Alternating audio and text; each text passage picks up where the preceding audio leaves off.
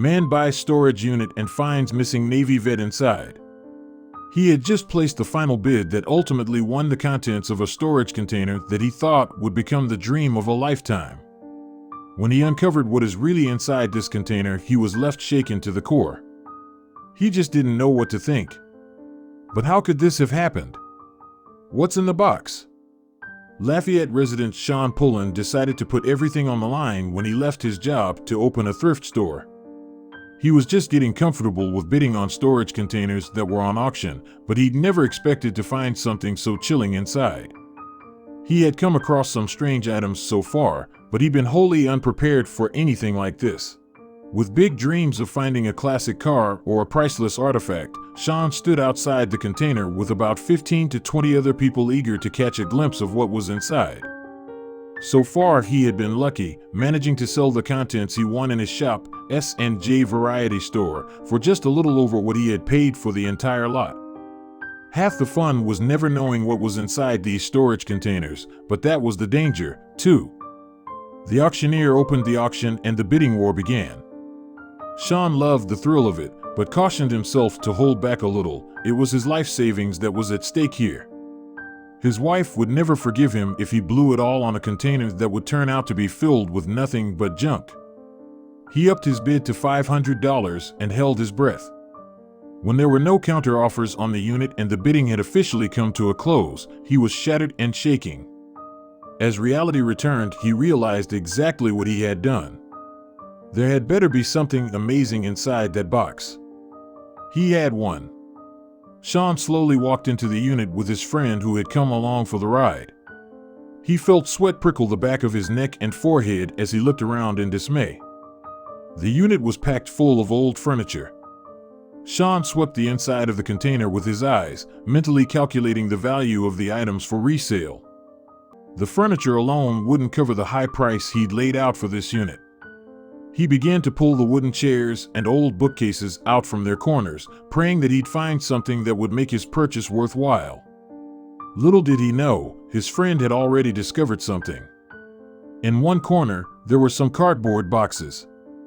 Sean's friend opened one and began to rummage inside while Sean looked behind the dusty old furniture. Then, he shrieked. Sean turned around, alarmed. His friend, without saying a word, pointed to the wooden box on the floor. Sean, with his thoughts racing, gathered that he had obviously recoiled from what he'd seen inside. Sean's eyes flew to his friend's hand, where he saw that he was grasping the unmistakable blue and white of an American flag. Sean's friend, by now, had recovered slightly to explain what he had seen. "Man, there's a body in this box," he stammered, with a face as white as a sheet.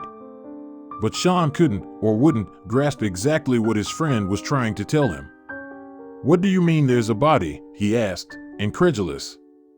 Sean cautiously stepped closer to examine what was inside the box, not truly wanting to know. Surely his friend was mistaken. All the hairs on his arms prickled and his heart raced as he gingerly lifted the lid and peeked inside. And, sure enough, he discovered that his friend was right. But how had this happened? The writing on the box said herein of the cremated remains of Newcomb, Ryan Michael, along with some other details. But with no other contact details on the box, Sean was absolutely crestfallen. Who was the rightful owner? Surely these ashes belonged with the man's family? And then, he knew just what he had to do. He took the box and flagged back to his store. "Once I got it here, I decided to display it," said Pullen, referring to a box carrying the remains and a folded flag that was found with it. "I would tell everybody, 'Hey, man, have you met Ryan?' I made sure everyone who walked in the store saw it." Hopefully, someone could shed some light on how the man's ashes had ended up in a forgotten storage container. The box and flag were kept on display in Sean's store for 3 months before some customers stepped in to help with a great idea. They suggested that they try to locate the funeral home from where it came from in Metairie, Louisiana, to hopefully find the soldier's family. With that decision, they hoped they could solve the mystery. With a little digging and a lot of luck, they managed to find out that Ryan Newcomb had served in the Navy as a nuclear engineer, but had been honorably discharged shortly afterward. He had been 42 years old. Unknown to all, however, Ryan did not come home when he had passed and, instead, was kept in a random storage unit in Tennessee. Chris Newcomb, a resident of Longmont, Colorado, said that the funeral home got in touch with him to let him know that somebody had found his brother Ryan's ashes. Chris reportedly thought all along that they had been with Ryan's widow, who also thought that they were with them. When they found out where he really was, they were all surprised. "Thank goodness a man like Sean found these," Chris Newcomb told news reporters. "It just helps to reassure you that there are good people out in the world," he added, choking back tears. Chris and Paul were very close growing up, and knowing his brother had been missing had made the past year extra painful for the family. "During an incident, he suffered an injury," said Chris. "My brother was a one-of-a-kind person, that's for sure." Sean said that finding the family was the least he could do to make sure that the Navy vet reaches his loved ones. His decision to not only honor the vet, but also to find his loved ones turned out to be the trigger for many good things that followed. "I thought it was a horrible thing to happen to my brother, said Chris. "I was shocked to find this out. At the same time, I felt thankful and elated somebody who's a good person went the extra mile. Without Sean's intervention, we would have never known he was out there. It's really nice to see him come home to the people who loved him. We just want to thank Sean, and I'm sure the whole world appreciates people like him too." Sean said that it was a long-deserved reunion.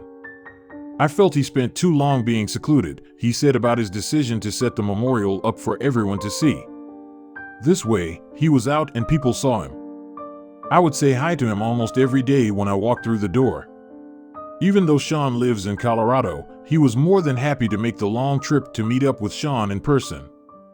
Ryan's ashes have since been laid to rest with his loved ones.